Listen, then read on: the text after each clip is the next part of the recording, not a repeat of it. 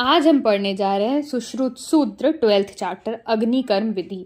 यहाँ पर बहुत स्पेसिफिकली हमने भी क्षार कर्म पढ़ा, अब हम अग्निकर्म पढ़ने जा रहे हैं।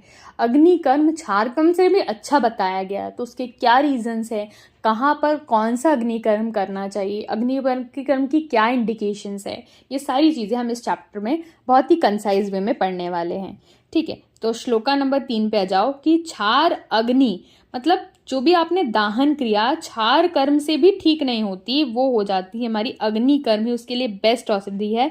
और वो इसलिए है क्योंकि जो क्रिया एक बार अग्नि कर्म से हो गई तो उसे क्षार कर्म करने की या किसी भी अन्य कर्म करने की जरूरत नहीं पड़ेगी, क्योंकि वो रोग फिर ना होगा ही नहीं, वो रोग फिर से कभी होगा ही नहीं।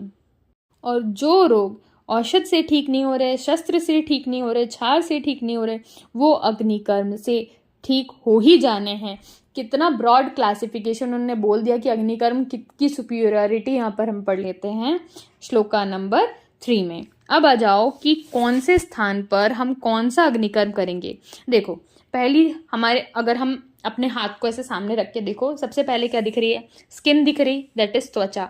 अगर स्किन को मैं हटा दूं तो उसके अंदर क्या दिखेगा, मुझे मांस दिखेगा, तो मांसगत रोग आ जाएंगे। और फिर जो स्किन नीचे है दैट इज अस्थि, अस्थि के साथ हम शिरा, स्नायु, संधि सारी चीजें ले लेते हैं। तो जो जितना डीप अंदर जाएगा उतना ही ज्यादा वो वाला उस पर असर करेगा। तो पहले देखते हैं त्वचा पे। त्वचा पे इमेजिन करो पिपली, अजमल, गौदंत, शर और शलाका, ये जो इनसे करेंगे जब त्वचा दग्ध होगा। अब मांस दग्ध की बात करें कि जंबोष्ठ, सोना चांदी और इतरलो आदि। शिरा, स्नायु, अस्थि, संधि की बात कर ले तो मधु, स्नेह और गुड़। घर में नॉर्मली भाषा में भी यूज किया जाता है कि अगर तेल का जला होता है वो अंदर तक चुभता है, तो तेल का जला अंदर तक क्यों चुभता है, तेल के साथ गुड़ और मधु याद रख लो, तो वो हो जाएंगे हमारे शिरा स्नायु वाले, है ना। इस तरीके से हमें चीजों को ऐसे कोरिलेट करते चलना है, जिससे हमें नॉर्मली चीजें, जब मैंने तेल देखा, एक बार घर किचन में गई तो तेल देखा, तो तेल से याद आ जाएगा अगर तेल से मैं जलती हूँ या मधु से जलती हूँ, गुड़ से जलती हूँ, तो वो कहाँ तक जाएगा, मेरी सिरा स्नायु अस्थि तक जाएगा। लेकिन अगर मुझे शर या शलाका से जलाएगा तो वो जो मेरे यहाँ सिर्फ स्किन तक ही जाएगा, है ना, शर शलाका से जाएगा। लेकिन अगर इसके बाद जमोष्ठ की बारी आ गई तो कहाँ तक जाएगा, मांस तक जाएगा। ठीक है, निषेध पे मैं हमेशा जोर डालती हूँ। तो अग्निकर्म है, चीज़ें उष्ण है तो उष्ण ऋतु में नहीं करेंगे, शरद और ग्रीष्म ऋतु में किसी भी प्रकार का अग्निकर्म हमें नहीं करना चाहिए। अग्निकर्म से पूर्व क्या खिलाना चाहिए, तो हमें अग्निकर्म से पूर्व पिच्छुलन का सेवन कराना चाहिए। श्लोका नंबर 6 में देखो एक चीज छूट गई जो इसकी हिंदी में बहुत अच्छे से लिखी है। देखो, पिच्छुलन की बात हो गई कि सबसे पहले क्या खिलाना है, किसको नहीं खिलाना है। अब कौन कौन से रोग है जो नील बाय माउथ रखने हैं, दैट इज मूढ़गर्भ, अश्मरी, भगंदर, अर्श, मुख रोग। ठीक है, ये हमारे 6 रोग हैं। इसमें हमें अग्निकर्म भी करना है तो कुछ खाने के लिए नहीं देना है। अब दग्ध की बात आती है कि दग्ध कितने प्रकार का होता है, तो मुख्यतः यहाँ इनने 2 भेद कर दिए हैं कि त्वग दग्ध द्विविधौ। देखो द्विविध, लेकिन हमने अभी उसको देखा कि कौन कौन से उपकरण से कर सकते, तो उसके 3 स्टेज वाइज क्लासिफिकेशन हो गए। लेकिन यहाँ पर हम पढ़ेंगे त्वग दग्ध और मांस दग्ध के बारे में। आगे वाली लाइन में क्या लिखा है कि धन्वंतरी संप्रदाय में शिरा, स्नायु, अस्थि, संधि में भी अग्निकर्म का निषेध नहीं है, मतलब वहां पर भी कर सकते हैं, लेकिन यहाँ पर सिर्फ द्विविधो बोला है। अब लक्षण देख लेते हैं कि अब मैंने बोला कि त्वग दग्ध हुआ तो कैसे पता चलेगा कि इसके क्या लक्षण रहेंगे। सबसे पहले क्या होती, आवाज आती है करके, तो शब्द प्रादुर्भाव, और कुछ चीज जलती है तो बदबू आती है ना, तो दुर्गंध, और जहां जलता है वहां की स्किन संकोचित हो जाती है, बिल्कुल सुकड़ सी जाती है, तो संकोचित हो जाएगी। ये हो जाएंगे हमारे त्वग दग्ध के लक्षण। इसको एसटीडी लिख दो। एसटीडी मतलब शब्द प्रादुर्भाव, टी मतलब त्वक संकोच, और डी मतलब हो गया दुर्गंध। तो एसटीडी से याद रखेंगे, सबसे पहले त्वचा में हो रहा है, एसटीडी है, त्वचा के ऊपर लिख देंगे एसटीडी। ठीक है, फिर उसके बाद चलते हैं मांस दग्ध पे। तो मांस लोग किसका खाना पसंद करते हैं, पशु पक्षी का, तो उसी से हम पशु पक्षी से याद रख लेंगे, क्योंकि अधिकतर हमारे यहाँ चिकन लोगों को चलता है। तो चिकन क्या होता है, एक बर्ड है, तो चिकन में तो एक कपोत वर्ण हम इससे याद रखेंगे। मांस के लिए बर्ड इज कपोत वर्ण, और उसमें क्या होगा, वेदना होगी, अंदर तक जा रही है चीज तो वेदना होगी। और देखो त्वचा तो वहां पे भी संकुचित हो रही है, लेकिन वहां पे शुष्क संकुचिता व्रणा लिखा है। ठीक है, त्वक संकुचिता नहीं है, शुष्क संकुचिता है। पहला हो गया हमारा कपोत वर्णा, दूसरा हो गया अल्पशवथु वेदना। कैसी हो रहा है, थोड़ा सा ही सूजन है, थोड़ी सी ही वेदना है। अल्पशवथु वेदना शुष्क संयुचितः व्रणः। नेक्स्ट आ जाते हैं और डीप चलते हैं। ठीक है, शिरा स्नायु दग्ध के बारे में। शिरा स्नायु दग्ध है, ठीक है, अस्थि संधि अस्थि दग्ध नहीं, पहले शिरा स्नायु देख लेते हैं।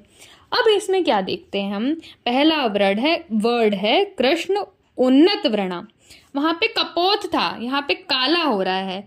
ठीक है, और जब शिरा पे हम कोई भी चीज का दग्ध करते हैं, जैसे बह रही होती है चीज, सिरा से चीजें बहती है, तो उस चीज का जो स से सिरा, स से स्त्राव, जो स्त्राव है वो बंद करना है, तो काला हो जाएगा और स्त्राव बंद हो जाएगा। अब आते हैं अस्थि पे, तो अस्थि संधि ऑलरेडी चीजें रुक्ष है, अरुण वर्ण की है, कर्कश और स्थिर वर्णा। दैट्स इट, कुछ याद करने की जरूरत नहीं। पहला एसटीडी, मांस खाते हैं कब, हेन का चिकन का, तो ये याद रख लो, उससे कपोत वर्णा। शिरा से स से स्त्राव, स से स्त्राव। कुछ भी चीजें याद करने लायक इंपॉर्टेंट, एकदम ऐसी नहीं कि मुझे इसको रटना पड़ेगा। फर्स्ट वर्ड एसटीडी याद रखो, फिर मांस किसका खाते तो कपोत वर्णा मोस्ट इंपॉर्टेंट है। उसके बाद चले जाएंगे स से स्त्राव, स से सिरा वाला। ठीक है, संधि अस्थि में ऐसा कुछ वर्ड इंपॉर्टेंट नहीं। नेक्स्ट चलते श्लोका नंबर 9 पे। यहाँ पर लिखा है कि अगर सिरोरोग या अधिमंथ आदि नेत्र रोग हो जाए तो हम कहाँ पर अग्निकर्म करेंगे, तो हम करेंगे भ्रू में, लाट में, शंख प्रदेश में दाहत कर्म करेंगे। ठीक है, बहुत इजी। अब वर्तमगत रोगों में दृष्टि को उसको क्या कर देंगे अपन, गीले कपड़े से उसको ढक देंगे। ठीक है, फिर उसके बाद जो कि बाल को जड़ से उखाड़ने के लिए दग्ध करना चाहिए हमको, है ना। यहाँ पर इसका वर्णन ऐसा मिलता है कि जब हमारी जो आई लैशेज है वो आउटवर्ड्स या इनवर्ड्स हो जाती है। इनवर्ड्स अगर वो होगी तो हमारी जो प्रोटेक्टिव कंजक्टाइवा है उसको वो क्या करेगी, उसमें चुभन पैदा करेगी, इरिटेशन करेगी, रेडनेस आ जाएगी। तो तब हम उसको, आज तो प्लकिंग कर देते, एक तो ऑप्शन प्लकिंग भी रहता है। नेक्स्ट आप क्या कर सकते हो, उस हेयर फॉलिकल का जो रूट एंड है वहां पर दाह कर्म कर सकते हो। वी विल प्रैक्टिकली दाह कर्म ना कर हम क्या करेंगे, प्लकिंग कर देंगे। और प्लकिंग, दाह कर्म परमानेंट सोल्यूशन है, लेकिन प्लकिंग के बाद वो फिर से बड़ा हो जाएगा, हमें फिर से प्लक करना पड़ेगा। ठीक है, यहाँ पर चलते हैं प्रैक्टिकल अप्रोच को खत्म कर अब देखते हैं कि कितने प्रकार का हमें यहाँ पर वर्णन मिलता है। कि यहाँ पर 4 प्रकार के दाहक अग्निकर्म के प्रकार है, शेप के अकॉर्डिंग, है ना। वलय यानी गोल, बिंदु जस्ट पॉइंटेड, ठीक है, विलेखा लाइन, है ना, और प्रतिसारण एक तरीके की स्क्रैपिंग हो गई हमारे, है ना। तुत्त वस्तु को रगड़ना हो जाएगा प्रतिसारण। ठीक है, और उसके नीचे वाला विमर्श भी बहुत इंपॉर्टेंट है, क्योंकि अष्टांग संग्रह में 7 प्रकार के मिलते हैं, तो 3 वो भी लिखो।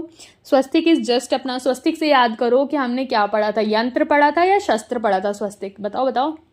Recall it.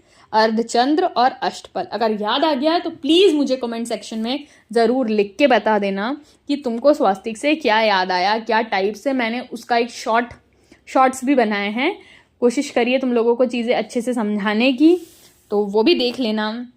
उसके बाद आ जाते हैं हम श्लोका नंबर 13 में। देखो श्लोका नंबर 13 में मेनली ये चीज़ बताई गई है कि सम्यक दग्ध अगर हुआ है तो मुझे क्या लगाना है, हमें घृत और शहद को मिला के उसको लोकल एप्लीकेशन में देना है। ठीक है, ये आपको यहाँ पर मिल जाएगा। वर्जित रोग फिर से देख लेंगे, सेम वही रहेंगे, पित्त प्रकृति, रक्त पित्त, अतिसार, जिसका शल्य ना निकला हो, जो दुर्बल डरपोक आदि चीजें हो। मैंने आपको बोला था अग्निकर्म के क्षार के समय सेम चीजें यहाँ पर रहेगी। ठीक है, और यहाँ पर इतर दग्ध को प्रमाद दग्ध की संज्ञा दी गई है। देखो वैसे तो चैप्टर ही इंपॉर्टेंट है, लेकिन श्लोका नंबर 6 उसमें भी सबसे ज़्यादा इंपॉर्टेंट है, क्योंकि यहाँ फिर से उसके टाइप्स आ जाएंगे, प्लुष्ट, दुर्दग्ध, सम्यक और अतिदग्ध। देखो हमने क्षार में भी ये चीज़ें पढ़ी थी, जहाँ पर भी क्लासिफिकेशन आ जाता है वो चीज़ें इंपॉर्टेंट हो जाती है। तो प्लुष्ट पढ़ते हैं कि तो सिर्फ त्वचा में विवर्णता आई, किसी प्रकार की विकृति नहीं आई है, कोई स्फोट नहीं है, दैट इज प्लुष्ट दग्ध। ठीक है, अब दुर्दग्ध क्या होता है, जब स्फोट, दाह, तीव्रता, पाग, वेदना या चिर शांति हो जाए, दैट इज दुर्दग्ध। सम्यक दग्ध मतलब बहुत अच्छे से हुआ है, तो इसके लिए एक वर्ड यूज करेंगे, ताल फल वर्णा। जब भी अभी तक हमने क्या बोल दिया कि सिर्फ वर्ण में विकृति आई थी तो प्लुष्ट हो गया, कोई आदि एनाटॉमिकल डिफेक्ट नहीं आया था उसमें, ठीक है। और दुर्दग्ध जब हो जाता है तो स्फोट, तीव्र दाह, और अतिदग्ध हुआ है, अतिदग्ध तो मांस को तुमने इतना ज्यादा जला दिया कि वो लटक कर गिरने लगा। तुम ये समझ लो, लटक कर गिरने लगा। मांस अवलंबनम गात्र विश्लेषण, वर्ड बहुत इंपॉर्टेंट है। तो इस तरीके से हमारे 4 क्लासिफिकेशन ब्रॉडली मैंने आपको बता दी कि याद रखना है, ठीक है। श्लोका नंबर 16 की फर्स्ट लाइन से लेके लास्ट लाइन तक जाना है। और साथ ही साथ यहाँ पर रोगों का भी वर्णन है कि ज्वर, दाह, पिपासा, मूर्छा, उपद्रव भवंती। अब किस में उपद्रव होंगे? अतिदग्ध में ही होंगे ना। तो जब भी उपद्रव की बात करी जाएगी तो अतिदग्ध में आएगी। ताल फर्ण की बात करी जाएगी, ताल फल वर्णा, तो सम्यक दग्ध। दुर्दग्ध में मैंने बता दिया आपको कि कुछ भी चीज, स्फोट, दाह, वेदना, पाक, सारी चीजें, उसमें सिर्फ देखो प्लुष्ट में जरा सा हुआ है, सिर्फ वर्ण चेंज है, लेकिन अति मात्रम तत्प्लुष्टम वर्ड दिया है। अति मात्रम से अति दग्ध नहीं समझ लेना है, अति मात्रम से प्लुष्ट दग्ध ही समझना है। अब इसकी चिकित्सा देख लेते हैं, ठीक है। चिकित्सा वेरी इंपॉर्टेंट फॉर अस, क्योंकि अगर प्लुष्ट दग्ध है तो हम यहाँ पर उष्ण चिकित्सा करेंगे, शीतल चिकित्सा नहीं। शीतल पदार्थों का निषेध रहेगा। और अगर दुर्दग्ध है, दुर्दग्ध, तो 2 बार हो गया ना, तो दोनों कर्म कर देते हैं, शीत उपचार भी कर देते हैं, उष्ण उपचार भी कर देते हैं। शीतल घृत भी लगाएंगे, शेक आदि चिकित्सा भी करेंगे। अब आती है सम्यक दग्ध, तो पित्तज विद्रदी के समान चिकित्सा करेंगे, और अति में पित्तज विसर्प के समान चिकित्सा करेंगे, ठीक है। तो विसर्प, सर्प वाली चीजें ज्यादा ड्रास्टिक होती है ना एज कम्पेयर टू विद्रदी। एब्सेस समझते हैं ना, एब्सेस से ज्यादा अगर सर्प तो क्या करता है, सीधा मृत्यु करता है। तो विसर्प अति की चीज रहेगी, अति दग्ध की, और एक एब्सेस हुआ था दैट इज सम्यक दग्ध, ठीक है। तो इस तरीके से हमारी ये चीजें भी बहुत इजीली हो गई। श्लोका नंबर 11 में चीजें मिल जाएगी आपको। माँ को सॉरी, मैंने इस बार गलती कर दी, क्योंकि मैं बहुत चीजें है ना घुस घुस के चलती हूँ, तो उसी में रहेंगे। श्लोका नंबर 11 में आपको मिल जाएगा प्लुष्ट अग्निकर्म की, उसमें उष्ण चिकित्सा करनी है। श्लोका नंबर 22 में आ जाइए, जिसमें हमने लिखा है उष्ण और तीक्ष्ण दोनों चिकित्सा करनी है, और विद्रदी के समान चिकित्सा करनी है। तो श्लोका नंबर 24 में मार्क करें। और श्लोका नंबर 26 का लास्ट वर्ड है पित्तज विसर्प के समान चिकित्सा करनी है, ठीक है। देखो, अगर अग्नि दग्ध हुआ है, किसी को तुम्हें जला है, चाहे किसी भी चीज से जला हो, अग्नि दग्ध है ना, अग्नि दग्ध है, तो बेस्ट ऑइंटमेंट यहाँ पर आचार्य बोलते हैं कि घृत है। श्लोका नंबर 28, सर्वेशाम अग्नि दग्धमेव, तो यहाँ पर लिखा है सबसे बेस्ट क्या है, घृत ही उत्तम है। लेकिन स्नेह आदि आप चीजें लगा सकते हैं, जैसे तेल, घृत आदि। स्नेह औषध से दग्ध होने पर आप रूक्ष्ण चिकित्सा भी कर सकते हैं ना, रूक्ष्ण क्रिया। अगर कोई चीज ड्राई है तो ऑयली है तो ड्राई, लेकिन बेस्ट अगर बात करेंगे ओवरऑल दैट इज आर घृत। जब जामनगर का पेपर हुआ था ना 2006 में, तब वहाँ पे पूछा गया था सम्यक दग्ध मधु सर्पी अभ्यंगः, तो ये वाला रेफरेंस यहाँ से आता है, ठीक है। चैप्टर के लास्ट सेक्शन पे चलते हैं जाके, जो कि है धूम उपहत, जो कि है एस्फेक्सिया। अब एस्फेक्सिया की कंडीशन ऐसे समझना है कि एक कमरे में धूम जल रही है, एक धुआं जल रहा है, जिसकी वजह से वो मेरे पूरे आँख नाक में घुस चुका है, मेरे आँखों से आंसू निकल रहे हैं, मुझे सांस लेते नहीं बन रही है। तो वो कंडीशन को समझाया गया है यहाँ पे। तो मुझे सांस लेने में क्या होगी, कठिनाई होगी। वो नाक में मेरे घुस रही है तो मुझे क्या लगेगा, बार बार छींक आने लगेगी, पेट पर जोर लगने लगेगा, ऐसा लगेगा भर, खांसी चलने लग जाएगी, ठीक है। नेत्रों में जलन होने लग जाएगी, आंसू बहने लग जाएंगे, ठीक है। श्वास क्रिया, ऐसे लगेगा कि मेरी इंद्रिया जो है वो काम ही नहीं कर रही है। ऐसे में ऐसा लगता है कि कान में भी सनसन आवाज आके, पहले सनसन आवाज आएगी, फिर लगेगी स्वर्ण शक्ति नष्ट हो गई है, रसों को पहचानने की शक्ति नष्ट हो गई है, प्यास, दाह और ज्वर से पीड़ित होकर दुर्बल रहता है, और मूर्छा भी हो जाती है। आखिर में क्या होता है, इंसान बेहोश होकर गिर जाता है ना। इस तरह ये धूम उपहत के लक्षण यहाँ पर बताएं। अब चिकित्सा इंपॉर्टेंट है, इसकी चिकित्सा लिखेंगे विकास। मेनली ये 4 पॉइंट्स में डिवाइडेड है। देखो, पहले लिखना है मधुर अम्ल से उसको वमन कराना है। विकास का वी जो था उसमें हम वमन देखेंगे। श्लोका नंबर 32 कि मधुर अम्लो रसो व अपि वमनात् प्रदापयेत। मतलब मधुर और अम्ल रस वाले द्रव्यों से उसको क्या कराना है, हमें वमन कराना है। विकास, के से बात करी तो विकास में देखो आई छोटा लिखना है ना, विकास का के बड़ा होना चाहिए, के से हम कराएंगे उसका कवल, कवल ग्रह, तो मधुर लवण अम्लेश्च कटुके कवल संग्रह।